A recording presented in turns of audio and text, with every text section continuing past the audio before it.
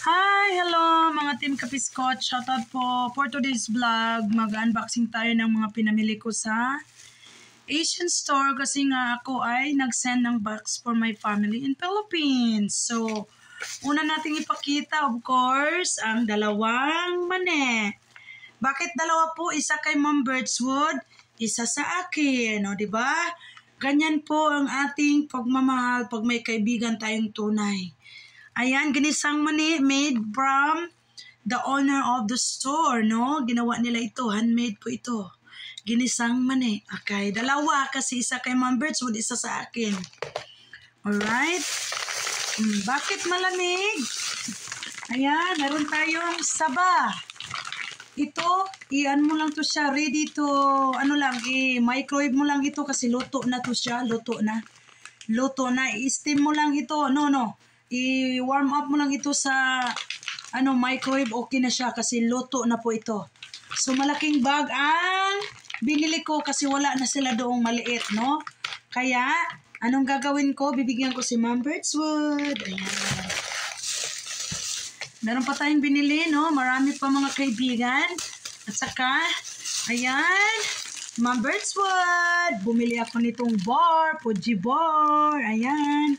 Bibigyan kita mamaya kasi binigyan mo ako dati. Hindi lang isa, kundi bumili ako ng mix. Assorted. Ayan, assorted po siya na Fuji bar. Mayroong yellow, merong brown, whatever, chocolate or yellow, ayan, green, meron. Meron. Of course, bumili ako ng aking alamang na luto na to. Ang pinili ko ngayon, luto na kasi parang pagod ako today, no? Pagod ako ba? Wala akong balak magluto. Ayan. Dito bumili na ako ng monkey bean na tinatawag ni Honey na munggo. Oh, munggo. Hindi dapat kung may munggo ka, may langka ka, with ka, no? Ayan. Anong gagawin natin sa munggo at langka? Lutuin natin with, hindi pwede lang na munggo, at saka langka, mayroong gata. Ayan, in can. Okay? Ayan. Yan po. At saka bumili ako ng isa lang. Isa lang. Binili ko. Oo. At saka binilan ko si Honey ng kanyang nagaraya. Isa lang, no? Isa lang. Oo. At saka wala na silang natirang So, I chose 2 Legos only sardines, no? Oh. Ubos na. Kumbaga, paubos na yung kanilang mga grocery store kasi marami kasing bumibili sa kanila, guys. Yung pinapadalahan ko ng box. Merong mga, tumatawag, order, no? Pagdating namin doon, ang natira na lang ulam, yung what to see at saka yung, nakabili pala ako, what to see. At saka yung, malaking tilapia. Ayan, pakita ko sa inyo. So, bibigyan ko si Ma'am Birchwood nito. Ayan, no? Ito na lang po. So, kinuha ko na siya. Hindi ko na siya pinatawad, no? Ayan. Kinuha ko na siya. You know how much is this? $11, no? Ito lang siya, $11. $11. 500 pesos isang piraso. Ay, no. $511. Almost 600.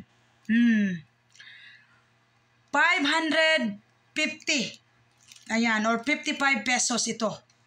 O, diba? Ito lang. Isang piniritong tilapia. Ayan. O, $11. Imagine. Oh, no.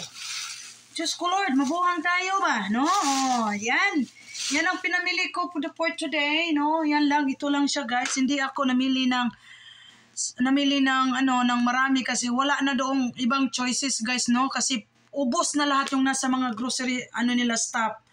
So, hopefully, makabalik ako doon. Mag-spend ako ng $100 plus. Dati kasi nag-spend ako ng 120, no? So, hula tayo, magkano ang na-spend ko lahat nito? Magkano ginastos ko? For 100 pesos. Ilapag ninyo ang mga sagot ninyo pag na-upload ko na ang video na ito. 100 pesos. Magkano lahat ang ginastos ko dito sa aking pinamili? Malay mo, 100 pesos, may pangulam ka na, may pangbigas na. Ayan, comment down below sa aking binili. Ayan, no? Dako, kaya niya akong bugas sa akong ilong, oh. Sakit ba yan siya? Nanapay isa ka buhok tiri tapad, oh. So, maliit lang na lamang binili ko kasi luto na to siya, ready to eat. Ayan. Shoutout and I love you so much. Comment down below ang sagot. Magkano lahat ang nagastos ko? Sa dollar, please. Dollar. Thank you.